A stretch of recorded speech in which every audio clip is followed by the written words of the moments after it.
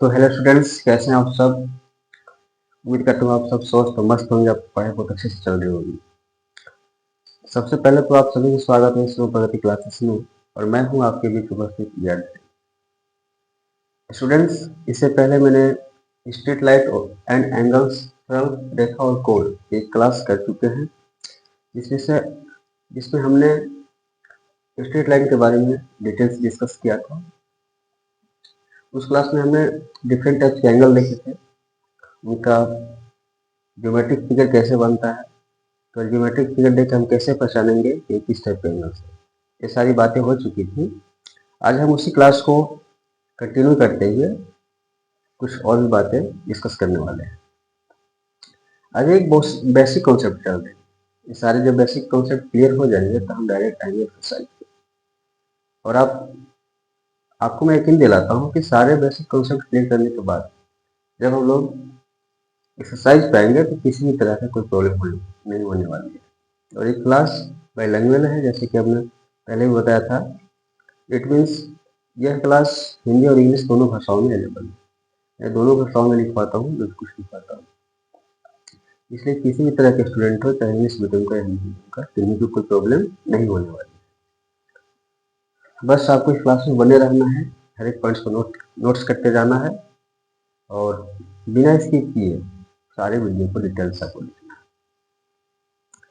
आज एक भी क्लास आप मिस नहीं करेंगे, तो मैं आपको भरोसा दिलाता हूँ कि आपको एक्सरसाइज की कोई प्रॉब्लम सॉल्व करने में दिक्कत नहीं होगी, और आपका अच्छे से ज्योमेट्रिक का ये चैप्टर समाप्त हो जाएगा।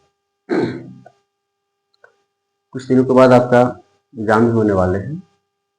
मैं कोशिश करूंगा कि एग्जाम होने से पहले आपके मैथमेटिक्स का मैक्सिमम चैप्टर्स कवर अप कर सकूं। तो ठीक है, बस ज़्यादा बातें ना करते हैं हम लोग क्लास को आगे कंटिन्यू करेंगे।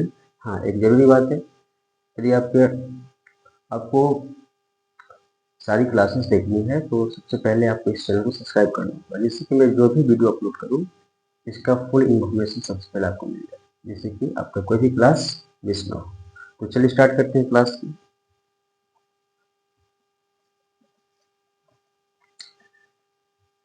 तो आज का जो मेरा बेसिक टॉपिक है, पहला टॉपिक है, वो है complementary angle.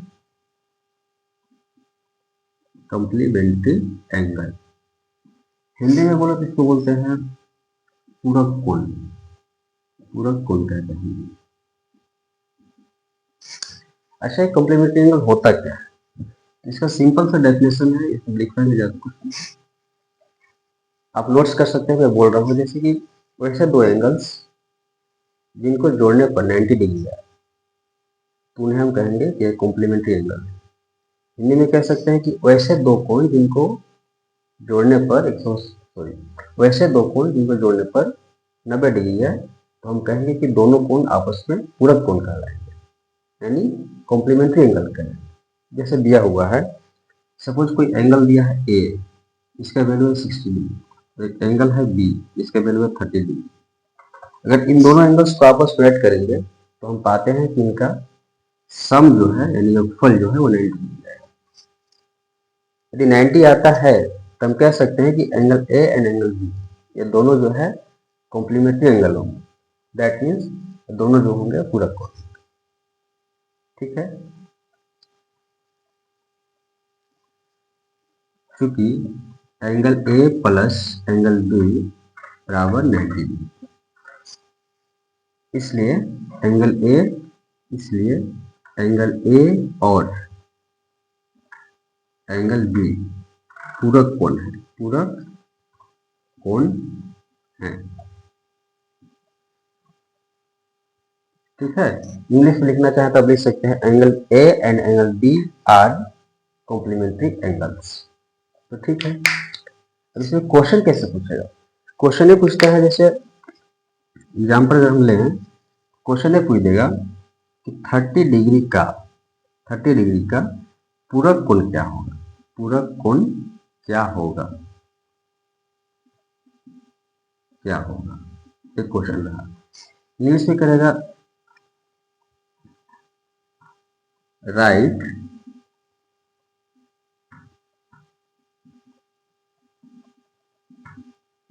The complementary angle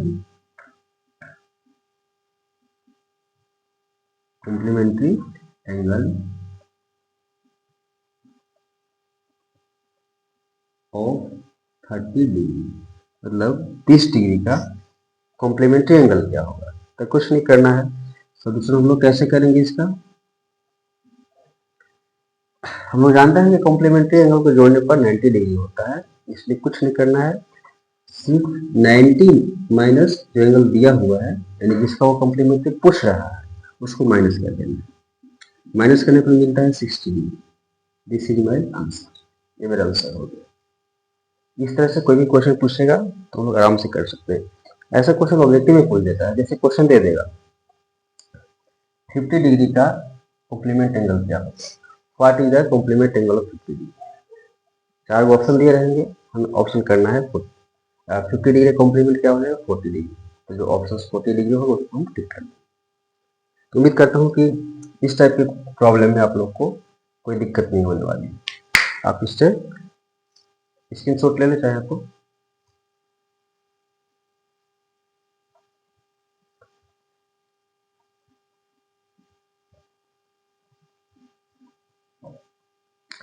इसके बाद अब हम लोग का दूसरा टॉपिक है सप्लीमेंट्री एंगल। क्या है सप्लीमेंट्री एंगल, यानी हिंदी में कहें तो संपूरक कोण।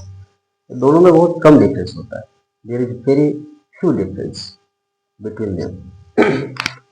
दूसरा टॉपिक है supplementary angle. Supplementary angle Hindi में कहें तो संपूरक कोण। संपूरक कोण, इसके बारे में हम बात करें। तो ठीक इसी तरह वो भी है, जैसे उसमें दो एंगल का सम 90 डिग्री होता था, बस थोड़ा सा इसमें अंतर है, इसे दो एंगल का सम, दो एंगल के योगफल हमेशा 180 डिग्री हो। जैसे सपोज कोई एंगल है, एंगल सपोज एंगल ए दिया हुआ है 110 डिग्री और एंगल बी दिया हुआ है 70 डिग्री, और इन दोनों को हम जोड़ेंगे, angle A plus angle B करेंगे तो हमें मिलेगा 180 डिग्री। तो हम क्या देखते हैं, यहाँ पे दो एंगल्स है, angle A and angle b, इन दोनों का योगफल यानी दोनों का सम जो है 180 डिग्री। तब हम कह सकते हैं कि angle A and angle B are supplementary angle. कोण ए एंड कोण बी ये दोनों जो है आपस में संपूरक कोण हैं। तब जब यदि इनका योगफल 180 हो, तब यदि इनका योगफल 180 नहीं होगा तो हम कहेंगे कि angle A and angle B ये दोनों जो है संपूरक कोण नहीं है। Angle A and angle B are not supplementary angle. ठीक है, क्वेश्चन इसमें कैसे पूछ सकता है, हो सकता है क्वेश्चन ऐसे पूछ दे, क्वेश्चन पूछ दे राइट द सप्लीमेंट्री एंगल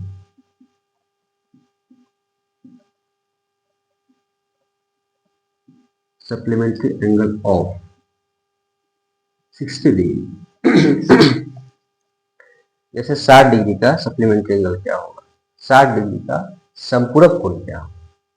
हम जानते हैं कि वैसे दो एंगल जिनको जोड़ने पर 180 डिग्री होता है उसको बोलते हैं संपूरक कोण। 60 डिग्री का संपूरक कोण क्या होगा, तो हम लोग कैसे बनाएंगे, सोल्व कैसे करेंगे, तो 180 में से सीधा 60 घटा देंगे, मिलेगा 120 डिग्री। इसका मतलब ये हुआ कि 60 डिग्री का सप्लीमेंट्री एंगल 120 डिग्री हुआ, यानी 60 डिग्री का संपूरक कोण 120 डिग्री होगा। ठीक है, आप इसे स्क्रीनशॉट ले सकते हैं।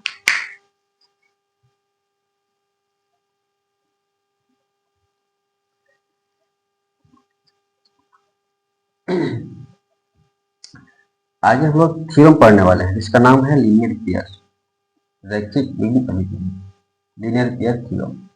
ये होता क्या है इसके बारे में हम डिटेल से देखेंगे। इससे कुछ क्वेश्चन भी करने वाले हैं, जैसे देखा अगला टॉपिक मेरा है linear pair. Linear pair short में इसको एलपी कहते हैं, लीनियर पेयर यानी रैखिक युग्म अभिकरण। हिंदी में कहें तो रैखिक युग्म अभिकरण, रैखिक युग्म अभिग्रही, अभिग्रही रैखिक युग्म अभिग्रही। तो होता क्या है, ज्योमेट्री में एक बहुत ही इंपॉर्टेंट थ्योरम, बहुत ही महत्वपूर्ण ये थ्योरम है। ये थ्योरम में कहता है कि स्ट्रेट लाइन पे, यानी सरल रेखा पे, सरल रेखा के किसी भी पॉइंट पे आप चाहे जितने भी एंगल बना लो, 1 2 3 4 कितने भी एंगल बना सकते हो, बना लो। यानी किसी भी सरल रेखा पर, किसी भी सरल रेखा के किसी एक बिंदु पे आप चाहे जितने भी एंगल बना लो, उस सारे एंगल को जोड़ेंगे तो हमेशा 180 डिग्री होता है।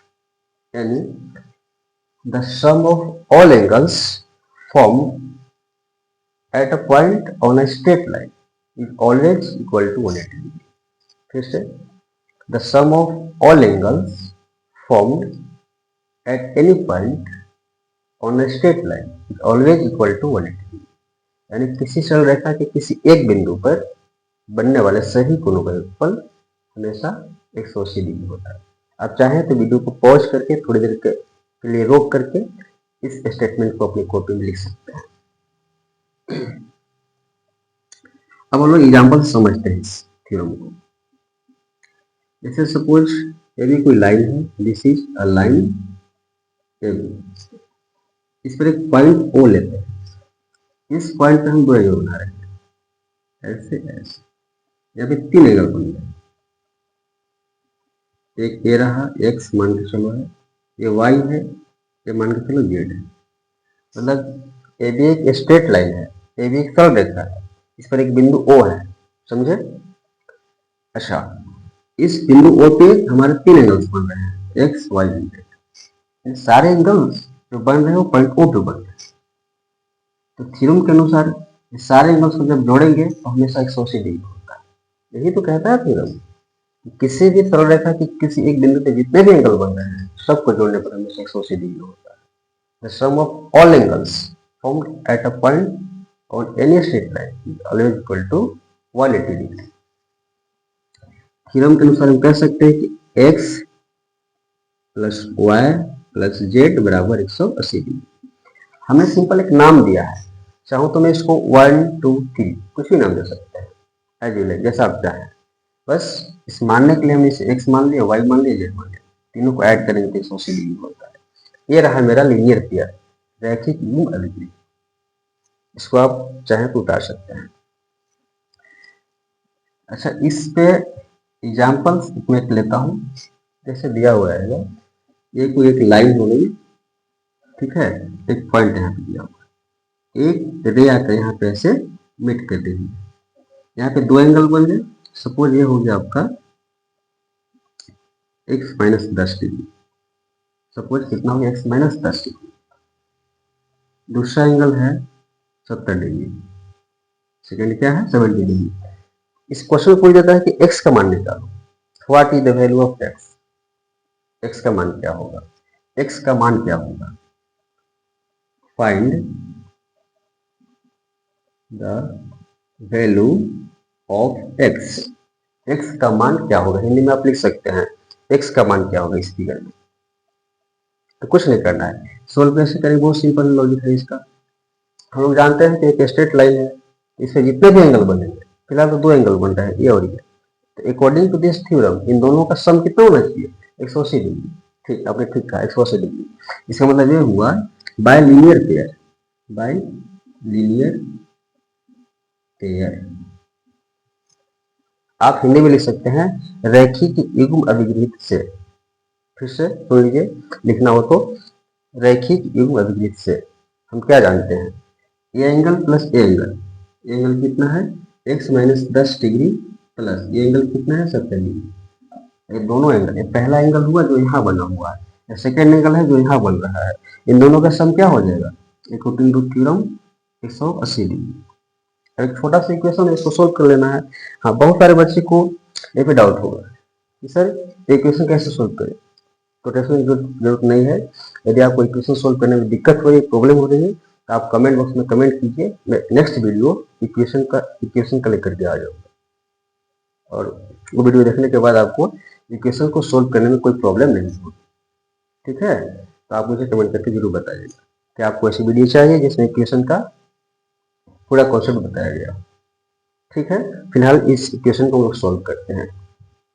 इसमें देखना यह होता है कि इसमें हमेशा दो चीजें मिलेंगी, एक वेरिएबल एक नॉन वेरिएबल। जैसे अल्फाबेट के कोई भी लेटर्स ले ले आप, A B C D X Y Z, ये सारे जो लेटर्स होते हैं हम लोग उसको वेरिएबल में रखते हैं, बाकी जो नंबर बचे हुए हैं उनको हमको नॉन वेरिएबल में लेना है।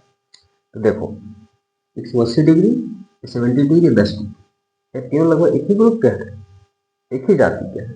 मतलब ये तीनों नंबर, ए भी नंबर है, ए भी नंबर है और ए भी नंबर है, तो तीनों को एक साथ होना चाहिए। एक ग्रुप के लोगों को एक साथ ही रखा जाता है। आप तो जानते हैं, समझदार हैं, तो ठीक है, हम क्या करेंगे, 10 को 70 उस तरफ भेजेंगे, इधर क्या बचेगा, इधर सोचो, ये पूरा उठ के उधर चलेगा, इक्वल टू किस तरफ क्या बताएंगे, मान लो पूरा उधर चला गया, पूरा उधर चला गया, इक्वल टू को लेफ्ट हैंड साइड में यानी बाएं में क्या बचेगा, सिर्फ एक्स बचेगा। फिर बराबर देना है, बराबर के बाद जो है पहले से क्या 180 डिग्री है, इसको मैं लिख लेना 180 डिग्री। उम्मीद करता हूँ कोई डाउट नहीं होगा आपको। अब हम क्या करेंगे, ये दोनों नंबर को उठा के इस तरफ लाएंगे।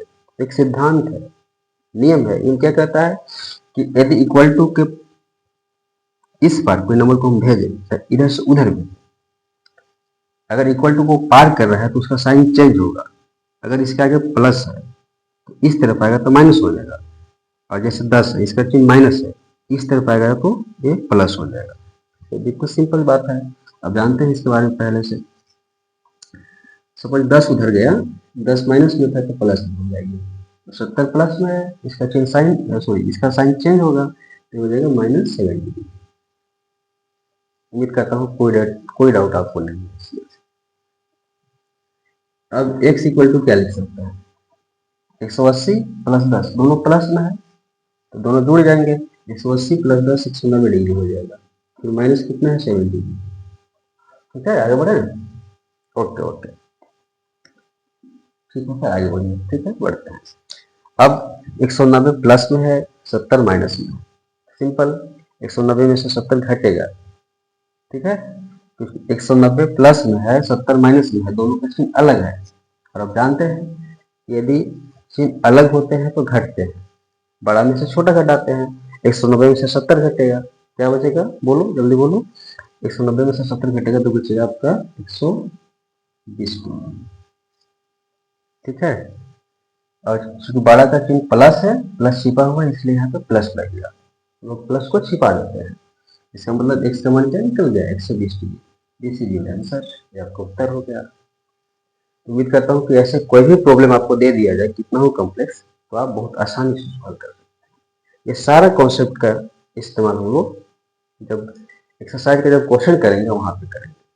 अगर ये अच्छे से आपको समझ में आ गई तो समझो एक्सरसाइज का प्रत्येक क्वेश्चन यूं ही सॉल्व आउट हो जाएगा।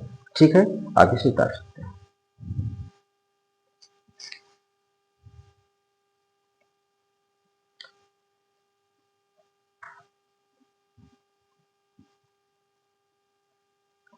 एक और एग्जाम्पल लेते हैं, थोड़ा सा इससे अलग, उसमें देखेंगे कैसे ऐसे कुछ प्रश्नों को सॉल्व कर सकते हैं। थोड़ा सा क्वेश्चन अलग तरह से पूछ सकता है, हम हर एक तरह के क्वेश्चन के लिए तैयार हैं। देखते हैं फिर नेक्स्ट क्वेश्चन, जैसे देखो कभी कभी ऐसा लाइन ना खींच करके, मतलब हॉरिजॉन्टल लाइन ना खींच करके वो इंक्लाइन खींचता है ऐसे, आपको कंफ्यूज करने के लिए। लेकिन आपको कंफ्यूज होना नहीं है, क्योंकि आप 9 प्रगति क्लासेस में पढ़ रहे हैं, आप पेशेंट रहें, कोई भी डाउट आपको यहाँ पे नहीं रहने देंगे। चलिए तो देखते हैं अगला क्वेश्चन। स्ट्रेट लाइन है, एक दूसरी रे आके यहाँ पे मैच कर रही है, मीट कर रही है। यहाँ मान लीजिए क्वेश्चन दिया हुआ है y का मान ज्ञात करें, y का मान ज्ञात करें, find the value of y in this figure, जैसे दिया हुआ है। स्ट्रेट लाइन है, यहाँ मान के चलिए है आपका कितना हो जाएगा, 60 डिग्री मान के चलिए, 60 डिग्री, ये आपका हो गया y प्लस 20 डिग्री। समझ ध्यान से देखो, अब कहोगे आपके सर ये तो ऐसे तिरछा है, अब कैसे बनेगा। अरे भाई, तिरछा हो या फिर हॉरिजॉन्टल हो, लाइन तो स्ट्रेट ही है ना, एक्चुअली लाइन तो स्ट्रेट ही है। यहाँ पे भी हम वही लीनियर पेयर वाली बात कर सकते हैं, यहाँ पे भी लीनियर पेयर लागू होगा, रैखिक युग्म अभिहित यहाँ पे भी लागू होगा, चाहे लाइन इंक्लाइंड हो, हॉरिजॉन्टल हो या फिर इस तरह से इंक्लाइंड हो। चाहे ऐसे भी हो सकता है, ऐसे लाइन है स्ट्रेट लाइन, एक दूसरी लाइन दूसरी रे ऐसे बन रहे हैं, यहाँ पे दो एंगल बन गए।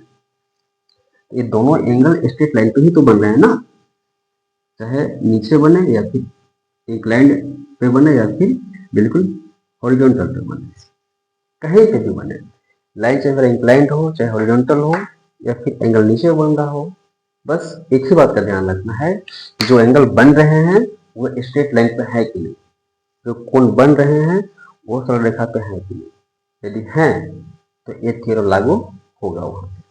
ठीक है, इस प्रॉब्लम को हम लोग सोल्व करते हैं। चलिए बताइए आंसर क्या हो जाएगा इसका।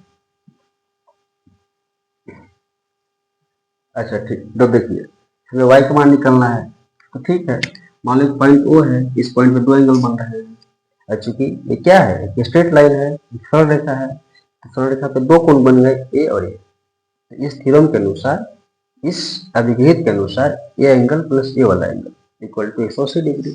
ठीक है, ओके, सॉल्व।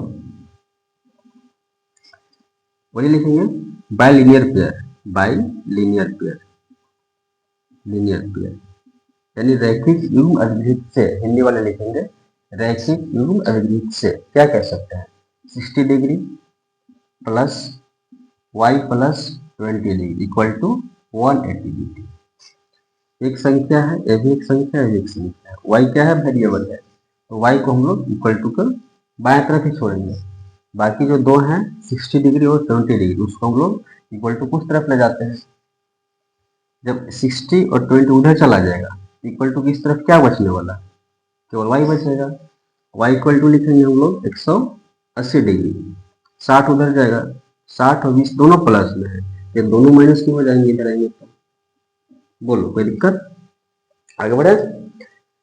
अच्छा, y इक्वल टू 180 डिग्री, चूंकि ये दोनों माइनस है, 60 डिग्री और 20 डिग्री ये दोनों माइनस है, अब जानते हैं कि दोनों का चिन्ह सेम है, जब चिन्ह सेम होता है तो क्या होता है, जुड़ता है, 60 डिग्री और 20 डिग्री दोनों का चिन्ह माइनस है, दोनों का चिन्ह सेम है, तो आपस में दोनों क्या हो जाएंगे, जुड़ जाएंगे, 60 प्लस 20 क्या हो जाएगा 80, लेकिन चिन्ह क्या रहेगा, माइनस का ही रहेगा, जो चिन्ह होता है उनका वही चिन्ह लिखा जाता है, हाँ ये जुड़ते जरूर हैं पर चिन्ह माइनस का ही रहेगा, ये गलती से भी माइनस माइनस प्लस मत कीजिएगा, ये आप लोग को रटाया गया होगा पहले से, माइनस माइनस प्लस होता है, पर माइनस माइनस प्लस कहाँ होता है, किस कंडीशन में, अगर नहीं पता है ठीक है तो बाद में इसका हम लोग डिस्कस करेंगे दूसरे क्लास में। ठीक है, फिलहाल हम लोग आगे बढ़ते हैं।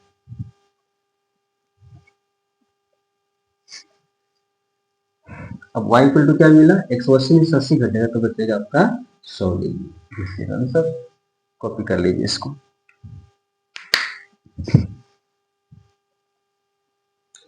ठीक है, तो लीनियर पेयर समाप्त हुआ, उम्मीद करता हूँ कोई डाउट आप लोग का नहीं रहा होगा। अगला मेरा टॉपिक है वर्टिकली ऑपोजिट एंगल, जिसको हिंदी में कहते हैं शीर्षाभिमुख कोण।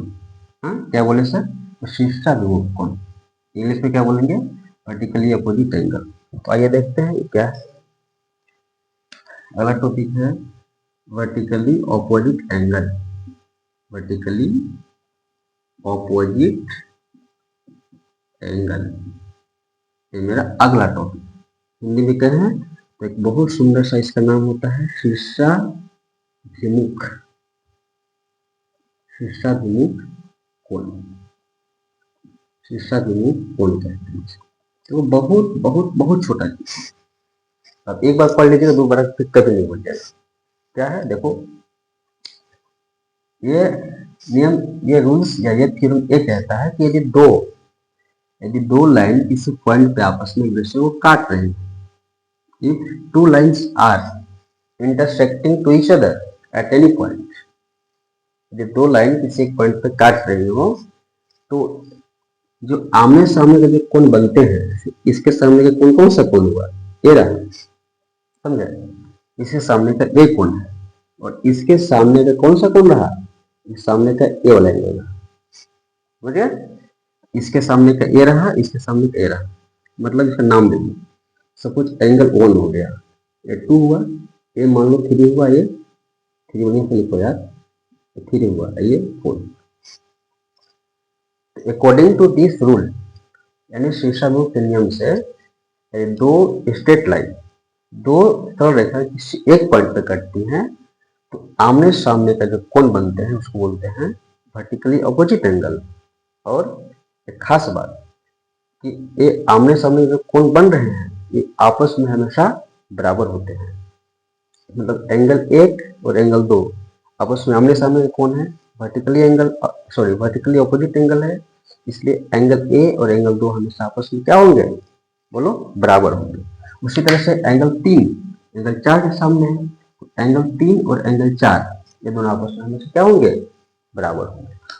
लिख सकते हैं कि एंगल वन बराबर, देखो एंगल का चिन्ह है, मैंने पहले क्लास में बताया था, अगर नहीं आप जानते होंगे तो पिछला वीडियो आप देख सकते हैं।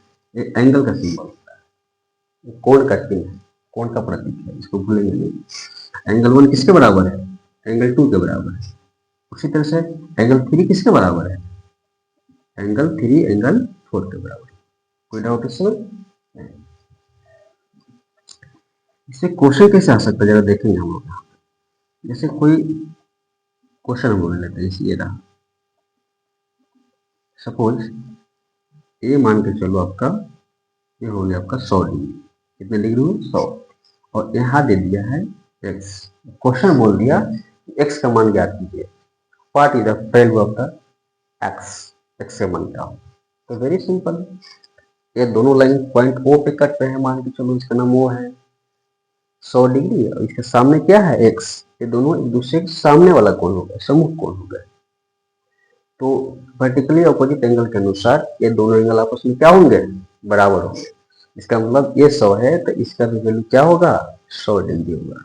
तो कह सकते हैं बाई वर्टिकली, इसे वर्टिकली उससे अपोजिट ऐसे angle, by by vertically opposite angle, Hindi में क्या लिखेंगे, शीर्षाभिमुख कोण से, ठीक है, x बराबर 100 डिग्री, x बराबर 100 डिग्री। तो हम लोगों ने क्या क्या देखा अभी, पूरक कोण क्या होते हैं, संपूरक कोण क्या होते हैं, लीनियर पेयर क्या होता है, और हमने देखा वर्टिकली अपोजिट एंगल क्या होते हैं और कैसे हम लोग फाइंड करते हैं। ठीक है, अब हम कुछ प्रॉब्लम इस पर कर लेते हैं।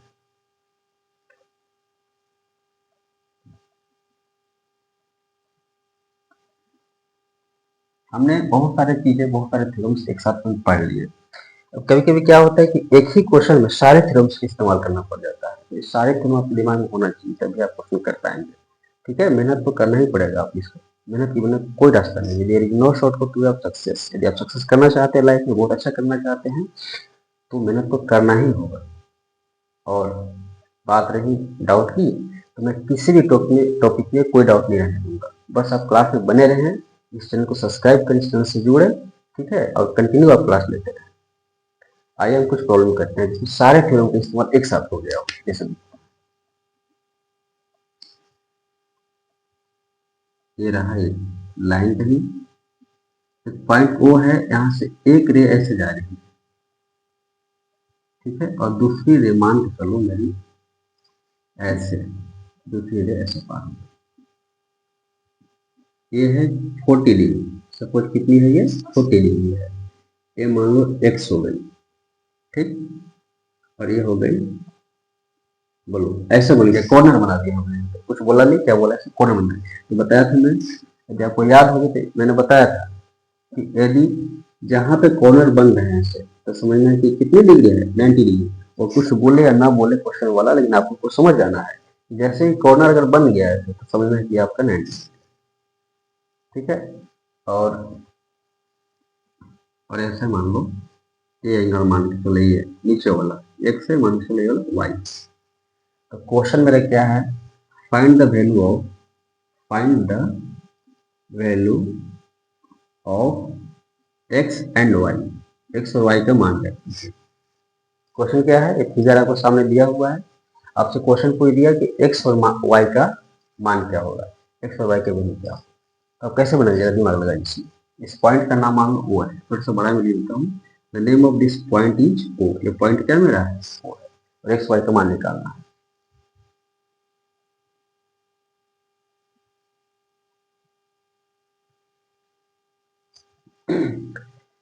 तो क्या करेंगे सबसे पहले, जब भी क्वेश्चन ऐसे देता है कॉम्प्लेक्स रहता है फिगर, तो हमें फिगर को तोड़ तोड़ के समझना है।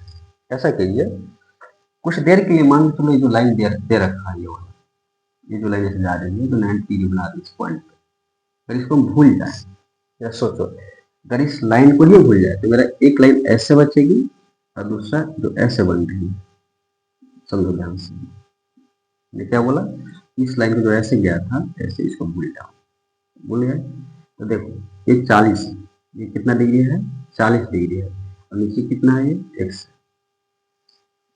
अभी आपने पढ़ा है जब दो लाइन किसी एक पॉइंट पे कटती हैं तो जो आमने सामने का जो कोण बनते हैं उन्हें बोलते हैं वर्टिकली अपोजिट एंगल, और वर्टिकली अपोजिट एंगल आपस में हमेशा क्या होते हैं, बराबर होते हैं।